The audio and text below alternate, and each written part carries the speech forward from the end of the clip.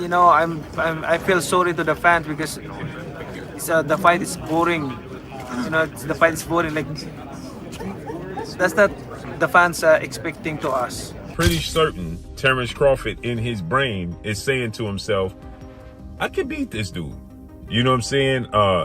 If he actually goes through with it, he'll be 38 years of age next Sunday. There's a guy right now in the sport that's supposed to be the man, big bad wolf.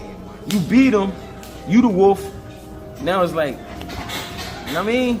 Like, all right, who else I'm gonna fight? You beat the shark, you beat the wolf. Manny Pacquiao has taken a swipe at Floyd Mayweather for calling out Terence Crawford, saying he feels bad for boxing fans because this isn't the kind of fight the sport deserves.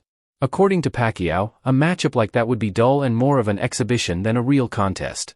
He reminded everyone that Floyd has been retired for years and hasn't fought seriously in a long time, making the whole idea meaningless in his eyes. The fight is boring. Like that's not the fans are expecting to us. I mean, as a fighter, if I'm a fan, of course I want to see a good fight, like changing fight, not a passion show. Manny Pacquiao didn't stop there. He criticized Mayweather for being driven more by money than by passion for the sport. Manny said Floyd's return to the ring isn't about legacy or competition, but about turning exhibition fights into profit. He called the rumored showdown with Terence Crawford a business move fueled by greed rather than true athletic purpose. For Pacquiao, this kind of event strips away what boxing is supposed to stand for: heart, challenge, and pride, and turns it into nothing more than a money show where fighters perform for cameras instead of fighting for glory. Now, News that Floyd Mayweather and Mike Tyson plan to face off in 2026 sent shockwaves through the boxing world. But many analysts were quick to note that this isn't a clash of prime legends, it's an entertainment event designed for pay-per-view success. Reports suggest it's meant to serve as a warm-up for Mayweather before a possible fight with Terence Crawford later the same year. Both matchups seem structured around financial gain, not legacy. Still, with Tyson's legendary status and Mayweather's massive global brand, the fight is expected to draw huge audiences and dominate headlines, even if the sporting value is limited. Broadcast for Jake and Tyson, and some people like the likes of Carl Froch viewed that as an endorsement. Like, look, man, I'm just working. It's a big opportunity to be on Netflix. I didn't put the fight together. I'm not paying these guys. So, let's chill out. But all right, I'm not going to poo-poo this. I just don't know what CSI is, and the way it was presented made me think that there was like a secondary press release to come, that they'll be involved in like some sort of like virtual boxing thing. Like, it just didn't seem real. You know why it didn't seem real? I'll tell you why. There's no date attached to it. There's no venue attached to it. Forget rules, exhibition, not exhibition, weight. I mean, here's a guy who fought a heavyweight fighting forget all that. These things can get figured out. The fine details. The fact that it was announced, why announce something with no date or location attached to it? What's the point? Unless you're just trying to get people excited and trying to get them, trying to get some investors or something like that. But maybe also testing the waters. If the response was overwhelmingly positive, maybe you go, okay, we move forward. If the response is muted or negative, maybe you go, okay, we're not going to actually do this. You lob it out there as a way to poll the public, and then make an adjustment. So you don't think it happens? I do not think it happens. I just don't think there will be enough interest. I know they have huge name value. There's zero after the last performance by Mike Tyson against Jake Paul. I don't think there's going to be interest in seeing Mike Tyson do that again. Terence Crawford, meanwhile, has always spoken highly of Manny Pacquiao. He's often said that Pacquiao's accomplishments stand alone in boxing history. The Filipino legend won titles across multiple weight classes, taking on much larger opponents and consistently defying the odds. Crawford believes that what Pacquiao achieved was not only historic but nearly impossible to repeat. He sees Manny as a once-in-a-generation fighter who built his legacy by taking the kinds of risks few others would even consider. Man, a generational, talented fighter. Like, he's accomplished what no other fighter is ever going to accomplish. The talk of a potential showdown between Terence Crawford and David Benavidez has been gaining attention among fans. Benavidez is known for his size, aggression, and youth, traits that make him one of the most dangerous boxers today. Many believe he could present Crawford with his toughest challenge yet. Although nothing has been officially confirmed, the idea of that matchup reflects what fans really want to see: real, high-stakes fights that test skill and courage, not exhibition bouts or celebrity-driven spectacles. Shocked the world, not me, but shocked the world.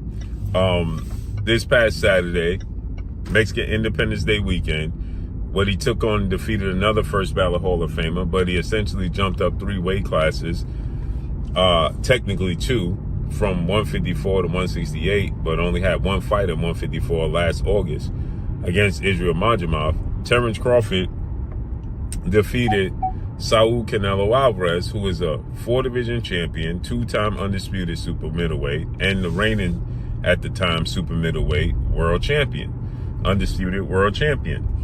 And Terence Crawford beat him handily and convincingly.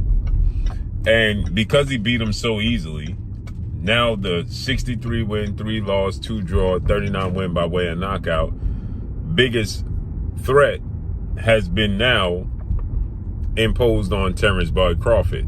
And that's the Mexican Ecuadorian monster, David Benavidez, who is a 2-division undefeated world champion, is the 2-time WBC super middleweight and reigning WBC light heavyweight, 175-pound champion, who has a record of 30 wins, no loss, no draw, 24 wins by way of knockout.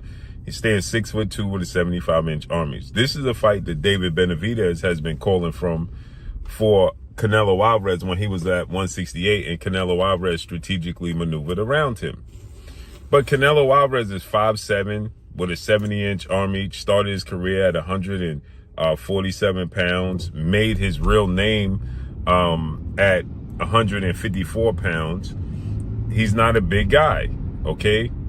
And styles make fights. Benavidez is 6'2" with a 75-inch arm reach. His last fight at 168 against Demetrius Andrade, he rehydrated to 193. So he's a big guy. Canelo Alvarez probably rehydrate to 182, maybe 185 max, right? He's not a big guy, right? Trainer Greg Hackett recently shared his admiration for Terence Crawford's dominant win over Canelo Alvarez. He called Canelo the shark of boxing, a symbol of power and control in the sport for years. But Hackett said Crawford didn't just face that shark, he took him apart. To him, that victory marked a major shift in boxing's balance of power, with Crawford now standing as the sport's new dominant force, the man every contender must fear. Hackett's comments also raise an important question. After beating one of the best of his era, who's left for Crawford to fight? Fans are now wondering whether he'll keep pushing for new challenges or choose to retire at the peak of his greatness.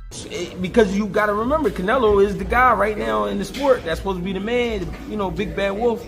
You beat him, you the wolf. Now it's like, you know what I mean? Like, all right, who else I'm gonna fight? You beat the shark, you beat the wolf. Right. Damn. Like, you know what I mean? Ain't no more ops out there. It's ops out there, but who gonna make them really want to get up? That's the shit. Got to make sense. Like you said, you be the shark and then you be the wolf. Yeah. But there's the monster. Yeah, there is, but that's like a real monster. Bro, that's to me it don't make sense. But that's really what. A monster. Yo, is that proof? All right, we got the legendary Pape in the building. Legend. Chill, man. But